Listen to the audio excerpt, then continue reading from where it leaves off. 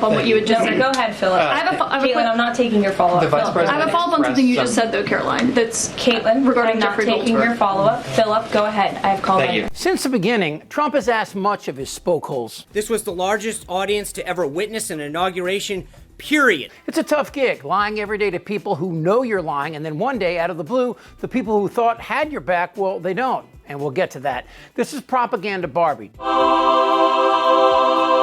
Trump's latest tongue-wagging sycophant, who will lie about anything, anytime, to further this tragic moment in American history. Barbie blames everything in the U.S. on either Biden or MS-13. You guys saw the big news this morning about an MS-13 ringleader who was arrested and will now be removed from that community in Virginia. This is a big win.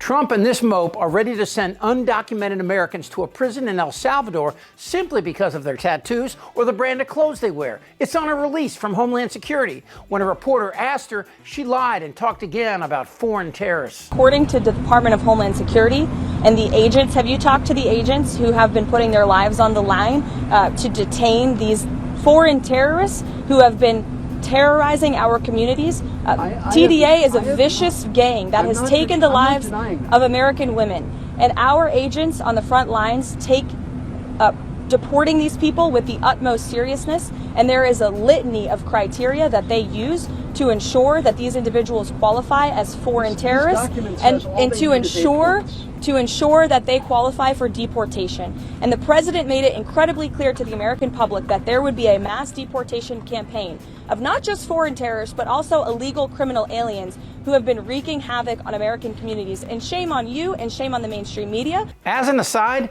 more Americans die from guns in this country in 1 month than have been killed by these terrorists in the U.S. since 9/11. But what does Trump have to say about this? He wants Liz Cheney to be shot in the face. She's a radical war hawk. Let's put her with a rifle standing there with 9 barrels shooting at her, okay? Let's see how she feels about it. You know, when the guns are trained on her face. And Propaganda Barbie still blaming everything on Biden. Still. Today was the first press conference for Donald Trump's press secretary, Caroline Leavitt. And if you assume she was a pretty white lady with a noticeable cross necklace, you were right. And of course she was Trump's press secretary during the campaign, but that was all about trashing Joe Biden. Now she's in an elevated position representing the White House. And she's here to talk about what the administration is going to do moving forward. When Joe Biden was in the Oval Office or upstairs in the residence sleeping, I'm not so sure. Oh, shit! Didn't you see that coming, did you, old man, huh? Nailed your sleepy ass. But seriously, you get one. All right, so let's move forward. Today, everyone wants to know about the federal spending freeze that Trump's been doing. So what's that about?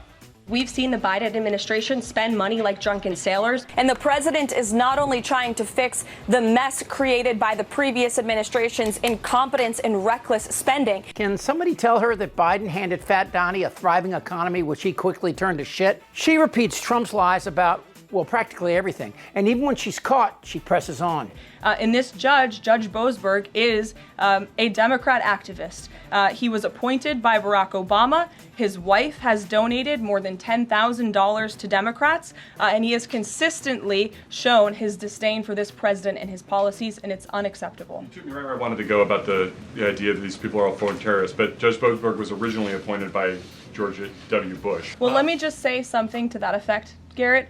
67% of all of the injunctions in this century have come against which president? Donald J. Trump. Let me say that again. 60% of the injunctions by partisan activists in the judicial branch have come against President Donald Trump. Trump doesn't comply with court orders, whether it's on subpoenas or rulings he doesn't like. But Barbie can't get around the tariffs, and especially when it's Fox News going after her bullshit. And our new Fox News polling shows that people perhaps are concerned with how things are going. This is as of March 14th.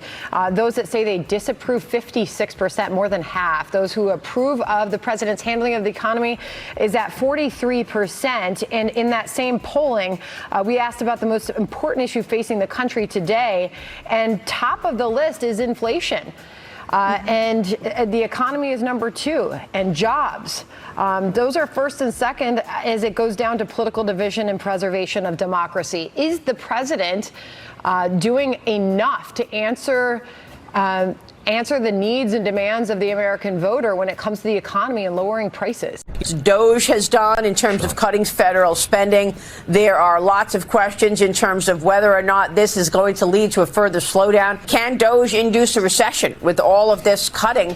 And what about the tariffs and the pressure that brings to bear as well? These tariffs, Cheryl's right on. These tariffs are really scary. And I think you're right. It has a real possibility of bringing on a recession. The president and his economic team are working on this effort every single day. And the president is not only trying to fix the mess created by the previous administration's incompetence and reckless spending, he is trying to fix decades of unfair trade practices that have ripped our country off, that have sent jobs overseas. Again, trying to blame Biden. But look, Biden never had a Democratic Congress, so he couldn't spend a dime that the Republicans in Congress didn't appropriate. And this is a tough part.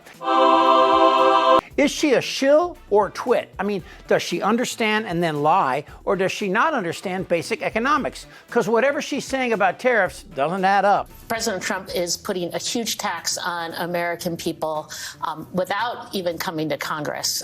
Prices have gone up at the grocery store, at the gas pump, at the pharmacy counter, and he is talking about doubling down on this and putting more and more tariffs in place. Sweeping tariffs, not clear what the reasoning is behind what he's doing, except it's going to raise prices on American families. People are feeling it all over. And remember, he promised to lower prices for families on day one of his administration. He made that promise. That promise is broken.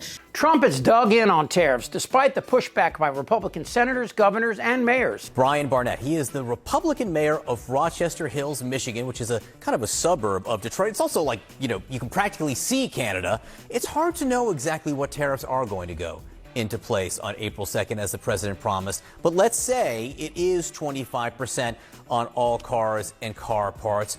What would the impact be on you in Rochester Hills? It would be really a perfect storm. In Southeast Michigan, our biggest trading partners are Canada and Mexico, and our biggest industry is the mobility industry. So much of what we do in Southeast Michigan is tied to that industry, and every vehicle has parts made in Canada and Mexico. So it would be devastating. And while Canada has to listen to Trump's bloviations about becoming the 51st state, And to be honest with you, Canada only works as a state. of course it's ridiculous that Canada would be the 51st state. Everything Trump is saying is bullshit, and smart Canadians know that. Here's the Canadian finance minister not backing down. It's all about making sure we fight for Canadians. That's what they expect from us. Are you afraid that if you impose more retaliatory tariffs, Mr. Trump, like he said this morning, will amp up, escalate the punishment against Canada, higher tariffs? Yeah, listen, we're always mindful of what the president say, but my job, our job, is to fight for Canadians. But let's get back to Barbie as she shows her vast economic experience while answering a reporter's question. So currently, it's the 25th anniversary today of the dot-com bubble crash. There's a lot of concern for a lot of Americans right now about the state of the economy. President Trump has refused to rule out a recession. Secretary Lutnick, however, has told us there will not be one. So can the White House just tell and assure Americans today that there's not going to be a recession? Well, there's a lot to unpack there. So let me start by saying that, first of all, when it comes to the stock market, the numbers that we see today, the numbers we saw yesterday, the numbers we'll see tomorrow are a snapshot of a moment in time. And as President Trump has said, and I'm here to echo the remarks of this president of this White House, we are in a period of economic transition. We are in a period of transition from the mess that was created under Joe Biden. Barbie, for the record, Trump boasted every day about the stock market when it was strong. But now, a snapshot in time, where did you get that? A Hallmark movie?